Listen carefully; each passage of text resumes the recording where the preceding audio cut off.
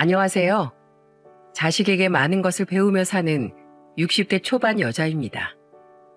저는 서울에서 막국수 집을 운영하고 있어요.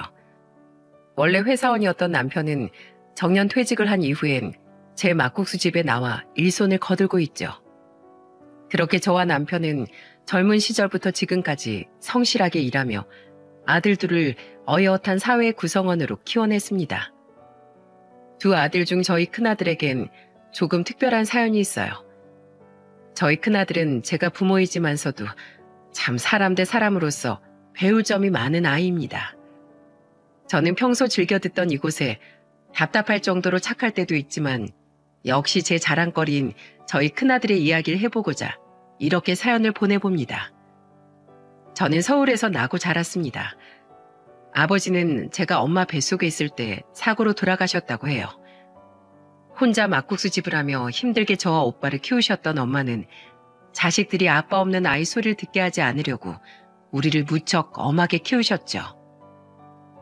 사람이 먼저 돼야 하는 거야. 절대 어디 가서 예의 없게 굴지 말고 특히 어른들한테 잘해야 돼. 그분들이 세상에 먼저 털을 닦아 놓으셨기 때문에 지금의 너희가 이렇게 잘 살아갈 수 있는 거야. 그런 엄마 덕분에 다행히 오빠와 저는 어디 가서 예의 없다는 말은 듣고 자라지 않았죠. 대학을 졸업한 오빠는 한 회사에 취직을 했고 저는 엄마의 막국수 집에서 함께 일을 하다 회사원인 남편을 만나 결혼을 했어요. 남편은 좋은 사람이었지만 무엇보다 제 마음에 쏙 든 점은 바로 남편이 예의 바르고 효자라는 것이었죠. 저는 결혼하자마자 시댁으로 들어갔는데 그건 시아버지를 모시고 살기 위해서였습니다. 당시 시아버지께선 5년 전 당한 교통사고로 인해 몸이 좀 불편하셨어요. 시어머니는 제가 결혼하기 2년 전 암으로 이미 세상을 떠나셨고요. 남편은 그런 저에게 무척이나 미안하고 고마워했어요. 고마워 여보. 사실 우리 형이 아버지를 모시고 싶어 했는데 작년에 중매 결혼한 형수님 반대가 심했어.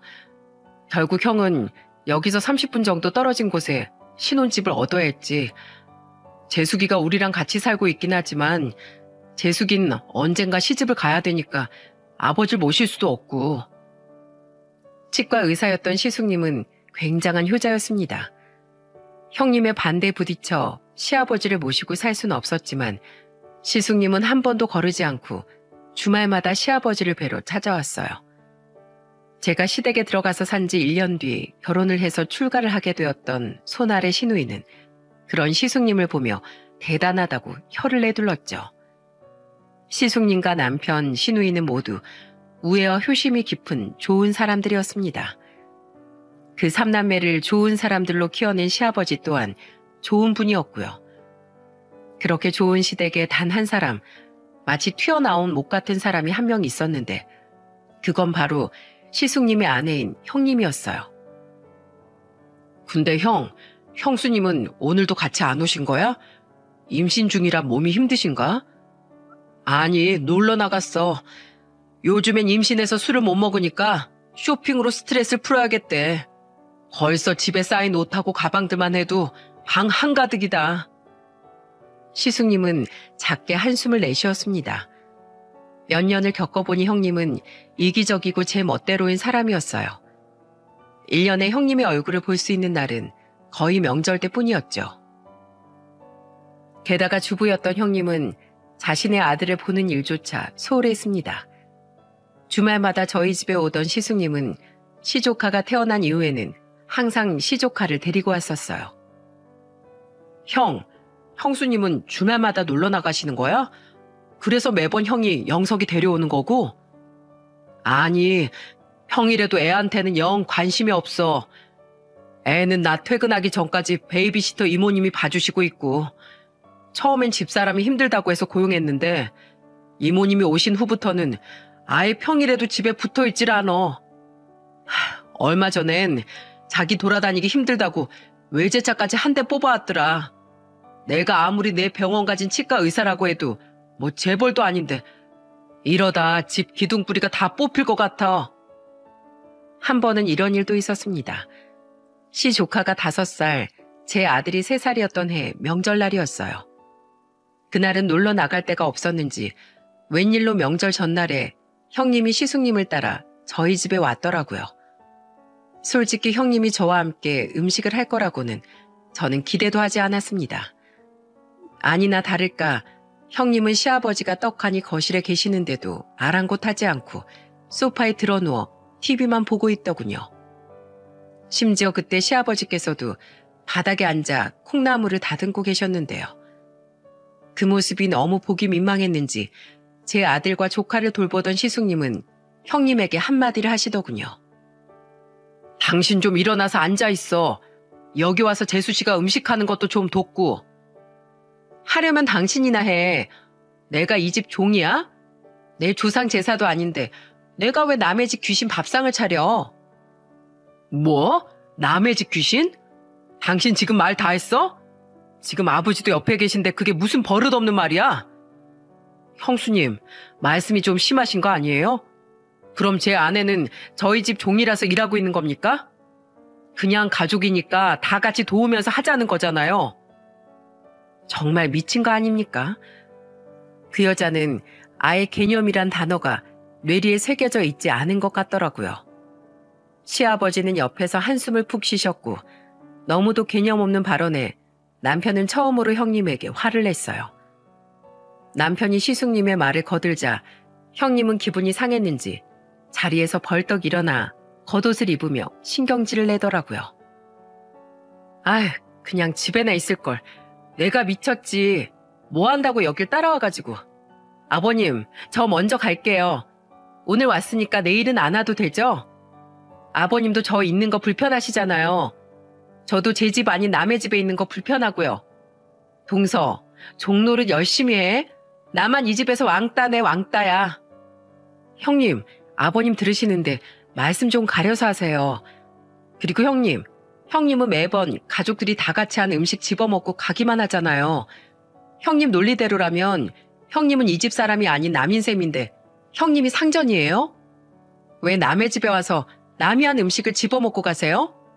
그럴 거면 음식 값이라도 내고 가세요. 뭐야? 난 손님이잖아. 손님한테 음식 대접하는 건 기본 아니야?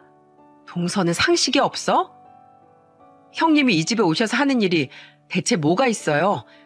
심지어 형님 아들인 영석이도 아주버님 뒤만 졸졸 따라다녀서 애도 돌보지 않으시면서 형님은 손님이 아니라 불청객이에요. 뭐야? 이게 진짜? 다른 건 몰라도 집안 어른인 시아버지를 무시하는 형님의 행동은 도저히 제가 참을 수가 없더군요. 그날 저는 남편처럼 처음으로 형님에게 화를 냈고 형님은 바짝 약이 올랐는지 제 머리를 쥐어 뜯을 기세로 제게 달려들었습니다. 여보, 당신 미쳤어? 형수님, 지금 뭐 하시는 거예요? 집은 순식간에 아수라장이 되었습니다. 남편과 시숙님은 그런 형님을 막아섰고 결국 형님은 시숙님 손에 질질 끌려 집 밖으로 내쳐졌어요. 시아버지는 다리를 쩔뚝이면서도 제게 다가와 제 얼굴을 살펴주셨죠. 괜찮니 어머마? 다친 데는 없어? 괜찮아요 아버님. 죄송해요. 제가 더 참았어야 하는데 아까 너무 화가 나서요. 아니에요. 제가 죄송해요 아버지. 재수씨 죄송해요. 괜히 제 집사람 때문에. 형, 진짜 형수님 해도 해도 너무한 거 아니야? 형 그냥 이혼해. 영석이가 대체 저런 엄마한테 뭘 보고 배우겠어? 집에선 저 정도는 아니야. 그래도 애한테 엄만 있어야지. 어차피 조카는 시숙님 껌딱지인데다 집안일과 아이를 봐주는 이모님도 계셔서 형님이 필요할 것 같진 않은데 하는 생각이 들었지만 저는 입을 꾹 닫았습니다. 시숙님네도 시숙님네만의 사정이 있는 건데 저까지 이혼을 종용하는 일은 선을 넘는 일 같아서요. 다음날 이야기를 모두 들은 시누이와 시매부 또한 기함을 하더군요. 결국 저 명절날 이후 가뜩이나 몇 번 안 오던 형님은 저희 집에 완전히 발길을 끊게 되었죠. 형님을 다시 보게 된 건 그로부터 3년 뒤였습니다. 제가 결혼한 지 8년째 되던 해였죠. 그 해에 한동안 시름시름 앓으시던 시아버지께서 결국 돌아가시고 말았거든요. 그리고 그때 장례식을 치르는 3일 동안 형님은 단 한 차례 얼굴을 비췄을 뿐 시아버지 발인 때도 오지 않더군요. 자기 엄마가 영 몹쓸 사람이어서 그런지 조카는 시숙님을 무척이나 잘 따랐습니다. 시아버지께서 돌아가시고 난 뒤에도 시숙님과 조카는 한 달에 한 번씩 저희 집에 놀러 오곤 했는데 조카는 점점 더 시숙님을 닮아갔어요. 생긴 것뿐만이 아니라 말투와 행동 거지까지 말이에요. 영서가, 넌 아직 초등학교 6학년밖에 안 된 애가 어쩜 그렇게 말투가 점잖니? 너보다 2살 어린 우리 명진인 저렇게 촐싹대는데 넌 말하는 게 꼭 너희 아빠 같다. 정말요? 저희 아빠 닮았어요? 기분 좋다. 감사합니다, 작은 엄마. 영석이 넌 아빠가 그렇게 좋아? 네, 전 세상에서 저희 아빠가 제일 좋아요. 아빠 같은 어른이 되는 게 제 꿈이에요. 전 평생 아빠랑 같이 살 거예요. 하지만 평생 아빠와 함께 살겠다던 조카의 말은 결국 이뤄지지 못했습니다. 시아버지가 돌아가신 지 7년 만에 시숙님 또한 췌장암으로 그만 생을 달리하셨거든요. 내가 세상을 떠나는 건 무섭지 않아. 내가 정말 무서운 건 어린 영석이를 혼자 남겨두고 가야 한다는 거야. 성현이 너도 알잖아. 네 형수는 애한테 전혀 관심 없는 거. 지금도 봐. 그 여자 남편인 내가 죽어가는데도 한 달에 한 번 얼굴을 비출까 말까야. 집안일 봐주신 이모님도 나 입원하고 나선 그만두셨는데 그 엉망인 집에서 우리 영석이가 혼자 어떻게 지내고 있을지 정말 걱정돼서 미치겠어. 그러니까 성현아, 나 하늘로 가면 우리 영석이 좀 잘 돌봐줘. 재수씨, 염치 없지만 제가 이렇게 부탁드릴게요. 우리 영석이 좀 자주 들여다봐주세요. 시숙님께선 자나깨나 조카에 대한 걱정뿐이셨습니다. 저는 일주일에 2-3번씩 남편 없이도 시숙님을 찾아갔지만 그때마다 형님의 얼굴은 단 한 번도 볼 수가 없었어요. 시숙님 곁엔 항상 조카뿐이었죠. 그리고 결국 시숙님은 췌장암 말기 선고를 받은 지 8개월 만에 15살 조카의 손을 잡은 채 세상을 떠나시고 말았습니다. 시숙님의 마지막 순간마저도 형님은 얼굴을 비추지 않았죠. 더 화가 나고 환장하겠는 건 장례식장에서 형님의 태도였습니다. 시숙님의 병원에 몇 차례 찾아오지도 않았던 형님은 사람들의 이목이 신경 쓰였는지 장례식장에선 온갖 슬픈 척 연기는 다 하더라고요. 여보, 나랑 우리 영석이만 남겨두고 이렇게 먼저 떠나면 어떡해요? 난 이제 어떻게 살라고. 형님은 눈물을 억지로 짜내며 우는 척을 하더군요. 정말 가증스러웠습니다. 보다 못한 시누이가 형님에게 그만하라며 짜증을 낼 정도로 말이죠. 연기 좀 그만해요, 큰새 언니. 서울 올라가는데 3시간씩 걸리는 나보다도 더 오빠 병원에 안 찾아오던 사람이 왜 이제 와서 슬픈 척이에요? 평소대로였으면 형님은 벌써 입에 거품을 물었겠지만 주변 사람들의 시선에 의식했는지 시누이를 한번 째려보고는 말더군요. 조카는 자기 엄마 곁엔 가까이 다가가지도 않고 시숙님의 영정사진을 보며 울기만 했어요.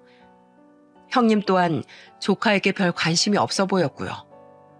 전 그런 조카가 너무 안쓰러워 장례식을 치르는 내내 조카를 돌봐주었죠. 그런데 시숙님의 장례가 끝나고 일주일 뒤 저녁 조카가 저희 집을 찾아왔어요. 안 그래도 조카에게 마음이 쓰였던 터라 조카에게 연락을 해보려고 했는데 때마침 찾아온 조카를 저는 황급히 집으로 들였어요. 혼자 찾아온 거야? 아우, 얘 얼굴 헬스케진 것 좀 봐. 네 엄마가 밥도 안 차려주디? 아니다, 내가 물어 뭐해. 말을 말자. 이리 와. 작은 엄마가 얼른 밥부터 차려줄게. 저녁 먹어야지. 남편과 제 아들 또한 조카가 왔다는 말에 서둘러 거실로 나왔습니다. 그런데 조카의 입에서 나온 말은 저와 남편을 너무 깜짝 놀라게 만들었어요. 작은 아빠, 작은 엄마, 저 10년만 이 집에서 좀 키워주세요. 저 엄마랑 살고 싶지 않아요. 저 엄마한테 복수하고 싶어요. 뭐? 그게 무슨 말이야? 저는 놀라서 조카에게 물었습니다. 엄마 살고 싶지 않다는 말이야 그렇다 치더라도 복수라는 말이 대체 무슨 뜻인가 싶었어요. 조카는 저와 남편에게 휴대폰 하나를 내밀더군요. 조카는 그 휴대폰이 시숙님의 것이라고 말했죠. 그리고 그 휴대폰에 있던 음성 녹음 파일을 조카가 재생한 순간 저와 남편은 기절 초풍을 하고 말았습니다. 아빠 돌아가시고 나서 아빠 휴대폰을 보다가 제가 찾은 거예요. 아빠 휴대폰엔 통화 자동 녹음 기능이 설정돼 있더라고요. 그건 바로 시숙님과 형님의 통화 내용이었어요. 그리고 그 통화에는 시숙님의 죽음 뒤에 숨겨진 엄청난 비밀이 담겨 있었죠. 여보, 제발 우리 영석일 생각해서라도 그놈 그만 만나. 난 괜찮아. 근데 내가 죽으면 우리 영석이는 어떡해? 당신이 키워야 할 거 아니야. 그놈하고 같이 키울 거야? 그놈도 제 아내랑 이혼하고 애를 셋이나 키우고 있잖아. 우리 영석이가 거기 섞여서 어떻게 살겠어? 형님은 시숙님이 병상에 누워 생명의 불꽃이 꺼져가는 동안 밖에서 바람을 피우고 다녔던 겁니다. 정말 기가 차서 말도 안 나오더군요.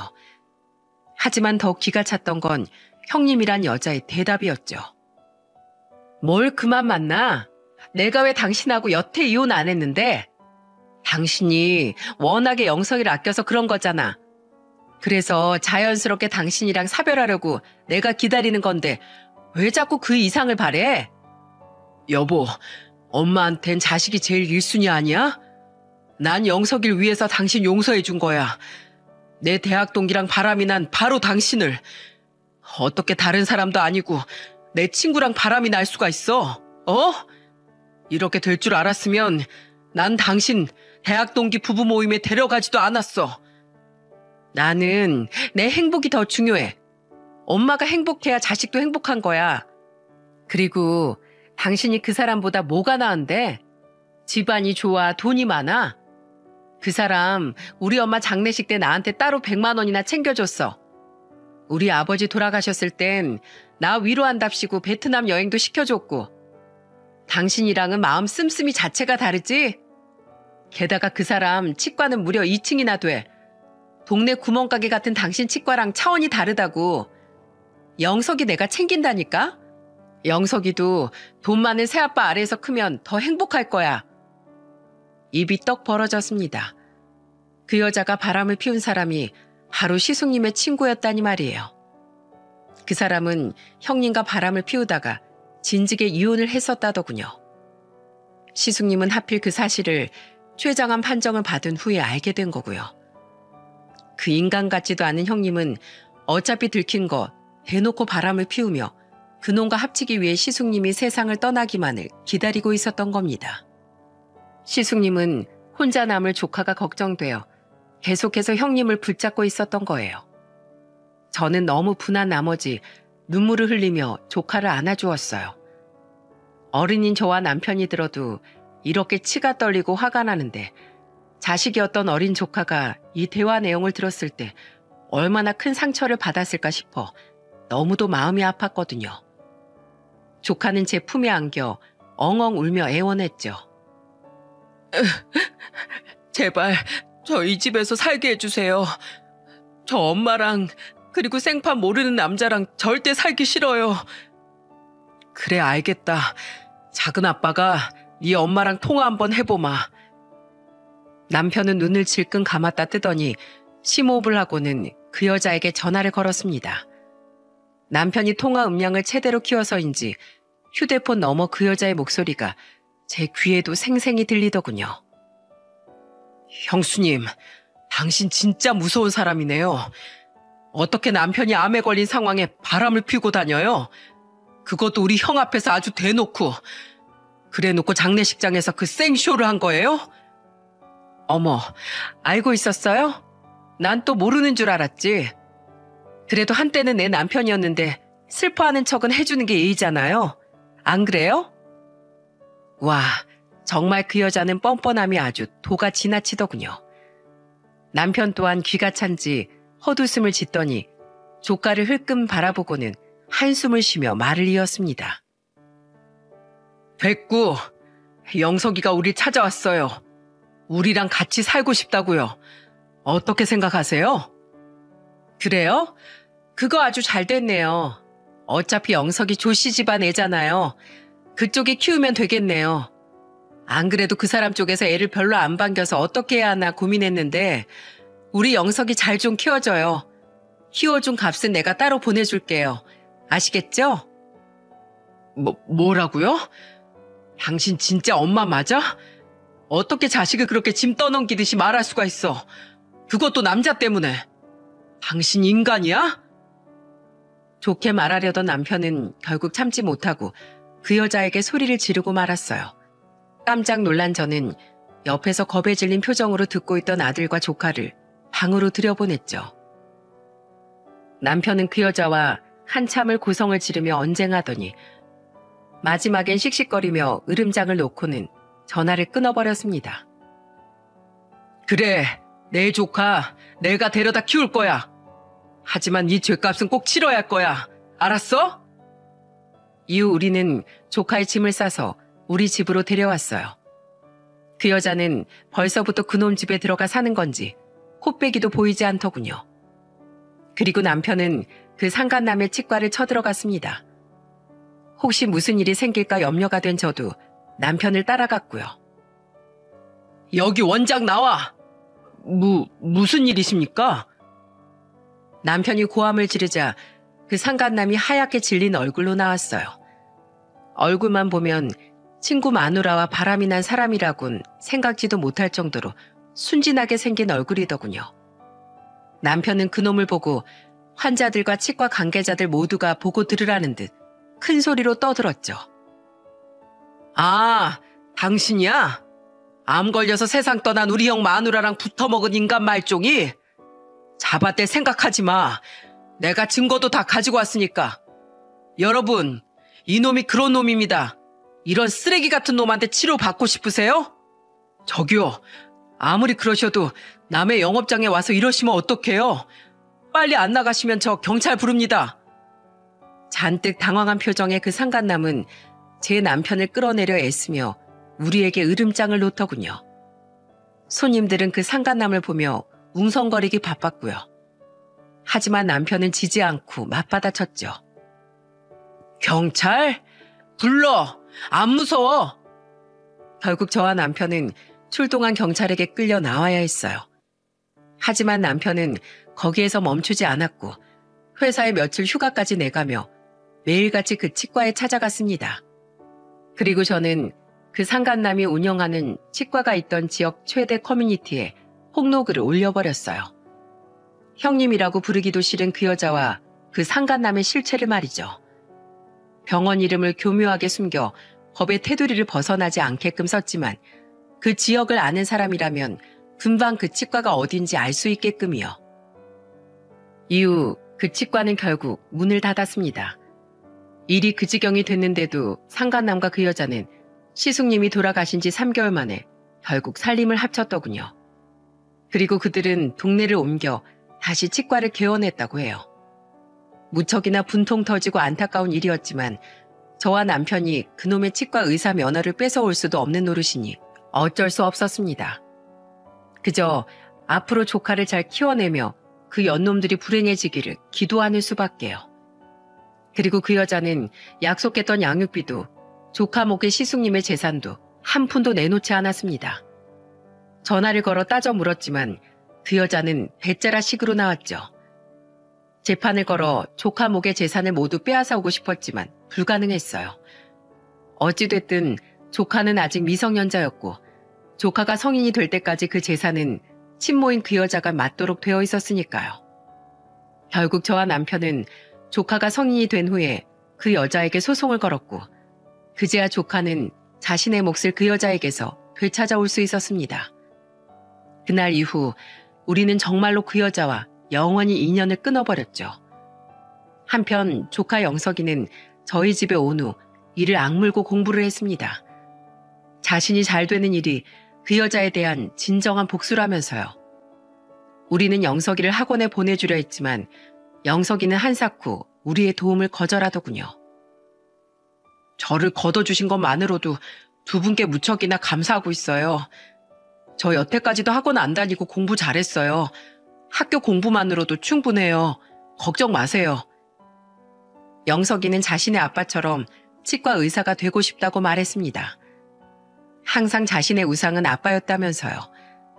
아빠를 그리워하며 공부에만 매달리는 영석이가 너무 애처로워 저는 마음이 아팠습니다. 저와 남편은 저희 아들과 영석이를 차별하지 않고 키웠습니다. 원래부터 영석이와 친하던 우리 아들 또한 영석이를 친형처럼 잘 따랐고요. 이후 영석이는 기특하게도 사교육 한 번 없이 정말로 서울의 한 치대에 합격을 했어요. 영석이는 그날 시숙님의 사진을 들여다보며 한참을 울더군요. 아빠, 저 치대 합격했어요. 하늘에서 보고 계세요? 아빠, 보고 싶어요. 울지 마라, 영석아. 좋은 날이잖니. 분명 네 아빠도 하늘에서 기뻐하고 계실 거야. 그동안 정말 고생 많았어. 작은 엄마, 그리고 작은 아빠, 그동안 저 잘 키워주셔서 정말 감사해요. 이건 전부 두 분 덕분이에요. 해준 거라곤 먹여주고 재워준 것밖에 없건만 우리에게 고맙다며 우는 영석이를 보니 짠하기도 하고 자랑스럽기도 하더라고요. 영석이가 성인이 된 후로 우리 가족에게는 좋은 일만 가득했습니다. 성인이 된 영석이는 친모에게서 자신의 몫의 재산을 찾아올 수 있었고, 영석이가 대학에 간 지 2년 뒤 저희 아들 또한 서울의 한 대학에 합격했죠. 아들은 영석이 덕분에 자신이 좋은 대학에 갈 수 있었다며 영석이를 끌어안고 방방 뛰더군요. 형, 이게 다 형 덕분이야. 그동안 내 공부 봐줘서 정말 고마워. 내 은인, 내 사랑.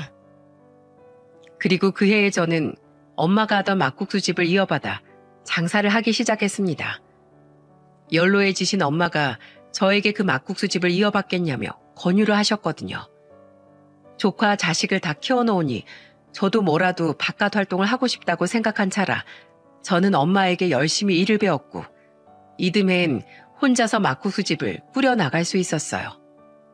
영석이는 약속한 10년이 지나도 저희 집에서 나가지 않았습니다. 우리 가족 중 그 누구도 영석이에게 나가란 말을 하지 않았어요. 아니, 애초에 그런 말을 할 생각조차 하지 않았죠. 왜냐하면 영석이는 이미 우리 아들이나 진배 없었으니까요. 그렇게 영석이가 저희 집에 온 지도 17년이 흘렀습니다. 그동안 남편은 퇴직을 한 후 제 가게에서 함께 일을 하기 시작했고 영석이는 어엿한 치과 의사가 되어 한 대형 치과에서 페이닥터로 근무 중이었어요. 저희 아들은 서울의 한 중견기업에 다니고 있었고요. 우리 가족은 그렇게 더없이 평온한 나날들을 보내고 있었죠. 그러던 어느 주말 우리 가족에게 대뜸 불청객이 찾아왔습니다. 가족들은 소파에 늘어지게 앉아 TV를 보고 있었고 저는 주방에서 점심을 차리고 있었어요. 그런데 누군가 밖에서 초인종을 누르더군요. 제가 나가볼게요, 엄마. 누구세요? 이미 예전부터 저와 남편을 엄마 아빠라고 부르고 있던 영석이는 소파에서 일어나 현관으로 향했습니다. 그런데 이상했어요.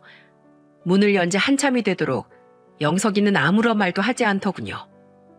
무슨 일인가 싶어 저와 남편 그리고 저희 아들까지 현관으로 향했는데 현관 앞에 선 사람을 본 순간 저는 너무 놀라 입이 떡 벌어지고 말았습니다. 영석아, 엄마야. 엄마 안 들여보내줄 거야? 그 여자는 바로 제 전 형님, 영석이의 친모였던 겁니다. 영석이는 아무 말 없이 싸늘한 눈으로 그 여자를 내려다보고 있더군요. 동서, 잘 지냈어? 그 여자는 멋쩍은 웃음을 지으며 은근슬쩍 영석이를 지나쳐 저희 집으로 들어오더군요. 저와 남편이 당황해서 입만 떡 벌리고 있던 틈을 타서 말이에요. 뒤늦게 정신이 든 저는 그 여자에게 버럭 소리를 질렀죠. 당신이 여기가 어디라고 와? 이 집 이사 온 지 5년밖에 안 됐는데 여긴 어떻게 찾았어? 어? 요샌 자식 주민번호만 알고 있으면 주소지 정도는 주민센터에서 쉽게 알아낼 수 있어. 그러니까 여긴 왜 왔냐고. 너무 화내지 마, 동서. 나 내 아들 보려고 왔어. 당신 아들? 누가 당신 아들이야? 여태껏 재산 싸움 할 때 빼곤 한 번도 영석이 찾아온 적도 없으면서.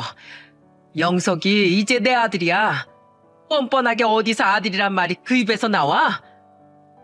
저는 기가 차서 씩씩댔습니다. 그리고 그때 영석이가 제 앞을 슥 막아서더군요.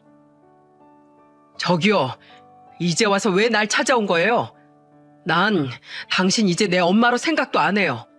남자한테 정신 팔려서 우리 아빠 죽게 만들고 자식인 나까지 버리고 갔으면서 무슨 염치로 여길 찾아와요? 나 지금 당신 뺨이라도 올려붙이고 싶은 거 간신히 참고 있으니까 더 험한 걸 보기 전에 내 부모님 집에서 당장 나가요. 얼른! 영석이는 무서운 표정으로 그 여자의 어깨를 밀쳤습니다. 그런데 그때 그 여자가 굉장히 의외의 행동을 하더라고요. 영석아, 제발 이 엄마 좀 도와줘. 평생 뻔뻔함으로 온몸을 무장했던 그 여자는 대뜸 눈물을 흘리며 영석이에게 애원하듯 말하더군요. 그리고 그 여자의 입에서 나온 말은 저를 굉장한 분노에 휩싸이게 만들었죠. 영석아, 엄마 죽게 생겼어. 엄마 강경화 말기래. 제발 엄마 간이식 좀 해줘. 이제 간이식 아니면 방법이 없대. 영석아, 아무리 엄마가 미워도 네 엄마인데 설마 엄마 죽게 만들어 둘 거 아니지? 저 미친 여자가 지금 뭐라는 겁니까? 생전 한번 찾아오지도 않다가 대뜸 나타나 간이식을 해달라뇨. 영석이 또한 기가 찼는지 얼굴이 분노로 일그러지더군요. 진짜 대단하시네요. 나한테 아빠 유산 한 푼도 안 주려고 법원에서 쌍욕까지 했던 사람이 당신 아닌가요? 그런데 이제 와서 엄마요? 자기 아쉬울 때만 찾는 게 당신한텐 가족이에요? 왜? 잘난 당신 새 남편하고 자식들 셋이나 있잖아요. 거기 가서 문대요. 애몬 나한테 이러지 말고. 기껏 그 자식들 다 정성스럽게 키워놨더니 내가 아프다니까 왜 생판 남한테 간을 떼어달라고 난리니. 남편도 자기 자식들 몸 상하게 할 생각 추워도 말라며 아예 날 투명인간 취급한다. 영석아, 그래도 넌 걔들하고 다르잖아. 넌 착한 애잖니. 그리고 걔들하고 다르게 넌 내 친자식이잖아. 어? 너 부모 저버리면 천벌 받는다. 아휴, 영석아, 제발 이 엄마가 이렇게 부탁할게. 제발 가세요. 가라고요. 당신 같은 사람 엄마로 둔 벌을 받아야 한다면 그깟 천벌 달게 받을게요. 그러니까 제발 내 눈앞에서 사라져요. 결국 영석이는 울고불고 난리가 난 그 여자를 집에서 억지로 쫓아냈습니다. 한동안 무거운 침묵이 집안을 감돌았죠. 저는 영석이를 안아주며 물었어요. 영석아, 괜찮니? 괜찮아요, 엄마. 많이 놀라셨죠? 그 착한 것은 오히려 저를 걱정하더군요. 남편은 소파에 들어앉아 한숨을 푹푹 내쉬었고 저희 아들은 눈치를 보며 자기 형의 어깨에 손을 올리고 있었어요. 영석아, 설마 저 여자한테 간이식 해줄 건 아니지? 이 엄만 절대 반대다. 설마요. 그럴 일 없어요. 아까 제가 말한 거 보셨잖아요. 그 사람은 제 엄마도 모두 아니에요. 걱정 마세요, 엄마. 저 먼저 들어가서 좀 쉴게요. 영석이는 피곤한 듯 웃으며 방으로 들어가더군요. 그리고 그날 저녁 영석이는 오랜만에 저희 아들과 밖에 나가 취할 때까지 술을 마시고 들어왔습니다. 그 여자는 영석이가 그렇게 화를 냈음에도 불구하고 지치지도 않고 저희 집을 몇 번이나 찾아와 애원을 하더군요. 저는 불안했어요.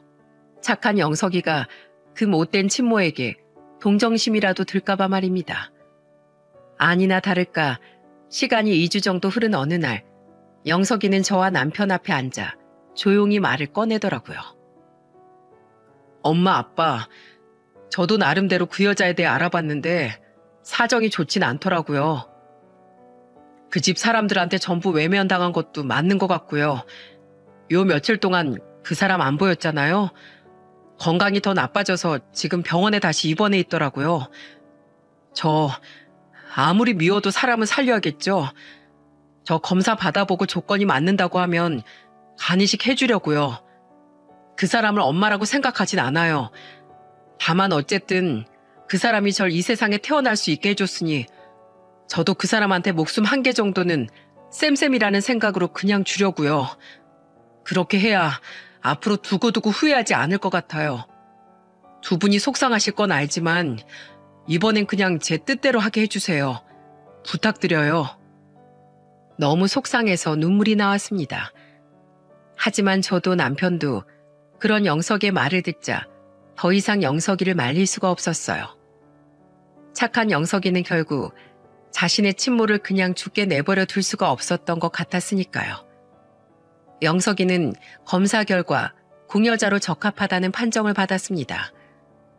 검사 결과를 들으러 영석이가 병원에 간 날, 저는 걱정이 되어 영석이를 따라갔어요. 그날 영석이는 그 여자가 입원해 있던 병실로 찾아가 그 여자에게 마지막으로 조건을 걸었죠. 저기요, 나 지금 검사 결과 듣고 왔는데 내가 그쪽한테 간이식 해줄 수가 있대요. 영석아. 그 여자는 울 듯한 표정으로 영석이의 손을 잡더군요. 영석이는 그 손을 차갑게 뿌리치며 이렇게 말했죠. 무조건 이식해준다는 거 아니에요. 조건이 있어요. 당신, 내가 목숨 살려주는 대신 앞으로 절대 내 앞에, 아니 우리 가족 앞에 나타나지 말아요. 혹시 이번 일로 내가 당신을 용서했다고 생각하지도 말고요. 이걸로 당신하고 난 끝입니다. 난 당신 아들 아니에요. 난 당신이 앞으로 고시원에서 살아가든 노숙 생활을 하든 더는 당신 일에 상관하지 않을 거예요. 그러니까 당신도 앞으로 나에게 아무것도 바라지 말아요. 당신은 앞으로 나한테 죽은 사람이에요. 알겠어요? 그럼 내가 염치가 있지 너한테 뭘 더 바라겠니? 두 번 다시 네 앞에 나타나지 않으마. 고맙다 영석아. 정말 고마워. 이후 영석이는 정말로 그 여자에게 간이식을 해주었어요. 수술이 진행되는 내내 영석이한테 혹시 무슨 일이 생기진 않을까 걱정이 돼서 정말 미치는 줄 알았죠. 다행히 수술은 무사히 끝났고 우리 가족은 영석이가 마취해서 깨기만을 기다렸습니다. 그리고 마취해서 깬 영석이는 기가 막히게도 우리에게 웃어 보이더라고요. 아들, 괜찮니? 아픈 데는 없어? 하나도 안 아파요. 수술 이까짓 거 별거 아니네요, 뭐.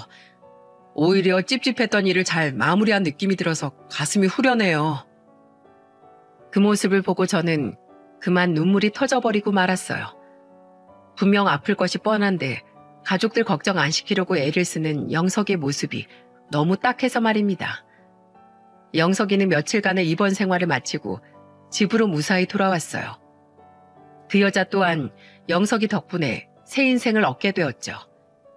정말 우리 가족에게 더는 없을 큰 사건은 그렇게 마무리가 되었습니다. 그런데 여러분, 그 여자가 영석이와의 마지막 약속을 지켰을 것 같나요? 아니요. 역시 그 여자는 애초에 상종을 해선 안 될 인간이었더군요. 그 여자는 고작 3개월 뒤 어느 주말 또다시 우리 집을 찾아왔습니다. 영석이가 쉬는 날을 노려서 말이죠. 초인종이 울리기에 마침 방금 전 시킨 음식 배달인 줄 알고 문을 열어준 아들은 으악하며 소리를 질렀습니다. 그 여자는 우리 아들을 밀치고 집으로 다급하게 들어오더니 기가 찬 얼굴을 한 영석이에게 다가가 또다시 불쌍한 표정을 지으며 이러더라고요. 영석아, 엄마 그 집에서 완전히 쫓겨났어. 그 인간이 혼인신고도 안 해주고 그동안 내가 써왔던 돈이 있어서 재산 분할도 못 받을 것 같아. 영석아, 이 불쌍한 엄마 좀 데리고 살아주면 안 될까? 너 치과 의사라며. 그럼 돈도 많이 벌 거 아니야. 내가 그래도 네 엄마인데 갈 곳 없는 이 엄마를 설마 모른 척 하진 않겠지? 정말 할 말이 없더군요. 아주 기생충이 따로 없었죠.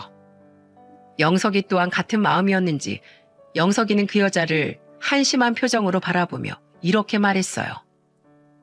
당신 나랑 한 약속들 잊었어요? 그거. 그땐 우선 살아야 하니까. 그래서 그랬지. 아무리 그래도 어떻게 천륜을 끊니?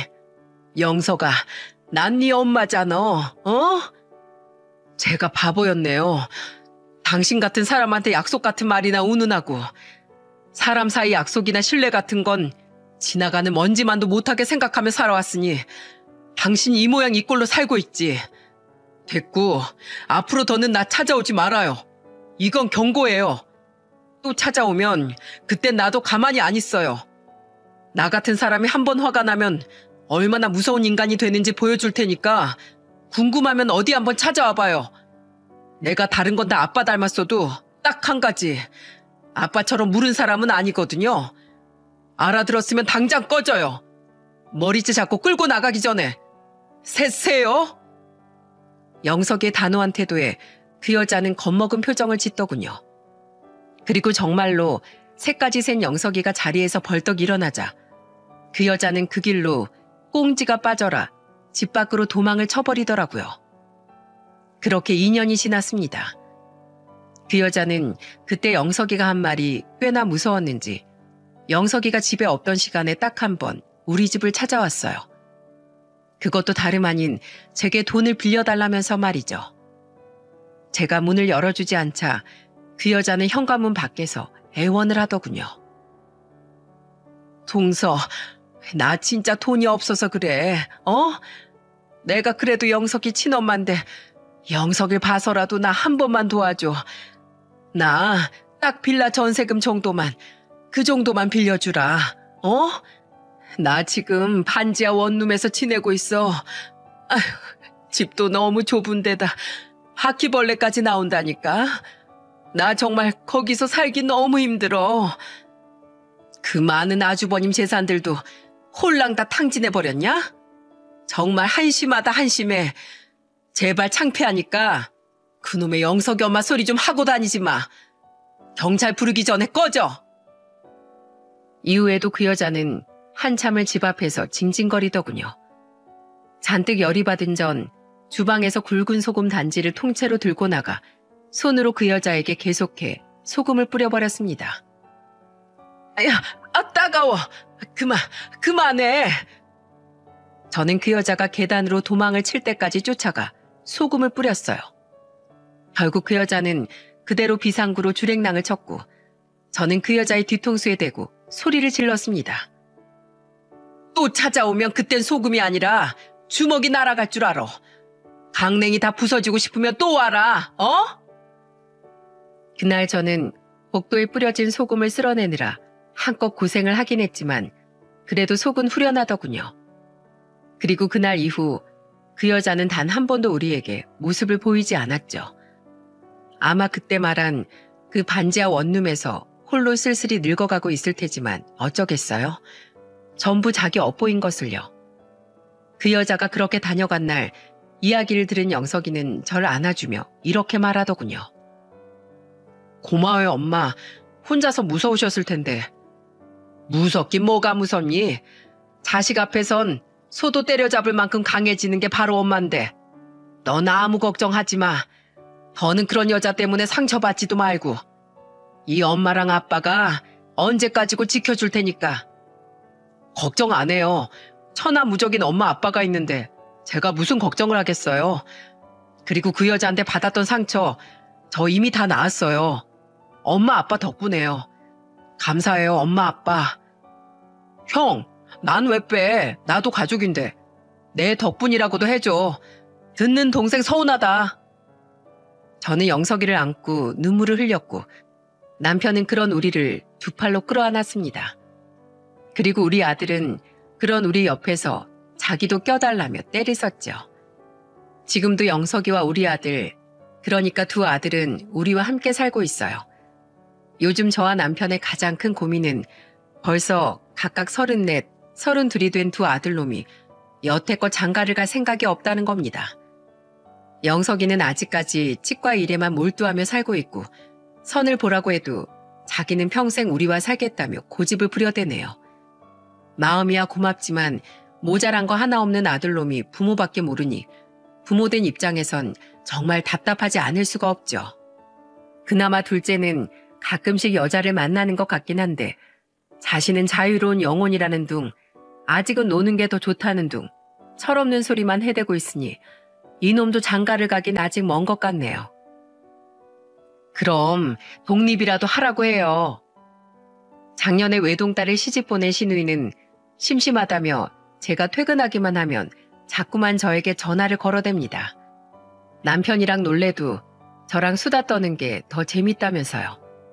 결국 저는 그럴 때마다 시누이와 30분씩 통화를 하곤 하는데 이 나이가 되니까 할 얘기는 자식 이야기밖에 없더라고요. 독립은 무슨, 둘 다 부모 품이 좋대요. 돈도 많이 버는 것들이 그 흔한 자취 로망 같은 것도 없어요. 아이고, 우리 새언니 또 이러면서 자식들 자랑하시네. 좋겠소. 효자 아들 둘이나 두셔서. 그럼 좋지요. 결혼 걱정이야 되지만서도 부모 좋다는 효자 마다할 부모가 어디 있어요. 제가 아주 요새 행복에 젖어서 삽니다. 친오빠 새언니는 지금 저희 엄마를 모시며 살고 있어요. 세 사람 모두 영석이를 친조카, 친손주처럼 아껴주고 있죠. 저희 엄마는 80이 한참 넘은 지금도 30이 넘은 우리 아들들과 친오빠네 아들에게 이렇게 말씀하세요.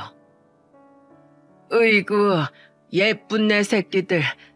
항상 어디 가서 예의 없게 굴지 말고 어른들 부모님한테 잘하고 알았지? 그래야 너희 부모님이 욕 안 먹는다. 아이 엄마는 애들이 무슨 애야? 애들 다 바르게 잘 컸어. 오빠네 아들은 결혼까지 했는데 무슨. 그래봤자 내 눈엔 다 애지. 너 지금도 봐라. 60이 넘어서도 나한테 전화해서 엄마 막국수 맛이 좀 이상한데 어떻게 해야 돼? 이러고 묻고 있잖니. 엄마의 말에 저는 머쓱하게 웃고 말았습니다. 저는 이렇듯 지금 아주 행복한 삶을 살고 있어요. 앞으로 제가 바라는 건 단 두 가지. 엄마가 오래오래 건강하시는 것과 두 아들이 결혼을 하든 안 하든 앞으로도 행복한 삶을 이어가는 거죠. 아, 한 가지 더 있네요. 저와 남편 또한 오래도록 건강하게 자식들 곁에서 머무는 것 말입니다. 여러분은 저희 큰아들과 같은 입장이었다면 어떠셨을 것 같나요? 자신을 버린 친모를 살리고자 그런 중대한 결정을 내릴 수 있으셨을까요? 솔직히 전 못할 것 같습니다. 그런 의미에서 제 큰아들은 저보다도 더욱 그릇이 크고 마음이 성숙한 아이인 거겠죠. 그러니 여러분, 부디 우리 큰아들 영석의 착한 마음에 더는 생채기가 생기지 않도록 앞으로 행복한 나날들만 가득하기를 함께 기도하고 응원해 주세요. 이 사연을 우리와 함께 들은 후 영석이가 여러분의 응원이 담긴 댓글을 보게 된다면 분명히 기뻐할 테니까요. 저 또한 앞으로 영석이가 더욱 행복한 삶을 살아갈 수 있도록 부모로서 옆에서 돕고 거들며 든든히 그 아이의 뒤를 받쳐줄 생각이랍니다. 그럼 여기까지 제 긴 사연을 들어주셔서 정말 감사드립니다. 다들 행복한 하루 보내세요.